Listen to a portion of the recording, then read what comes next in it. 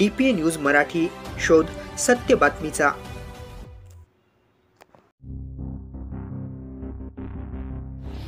नाशिक शहरातील म्हसरूळ मखमलाबाद रिंग रोडवर पावसामुळे पुन्हा खड्ड्याची समस्या निर्माण होते। हा रस्ता पेठ गुजरात महामार्गांना जोडणारा जाणारा रस्ता असून या रस्त्यावर रोज हजारो वाहने ये-जा करीत असतात।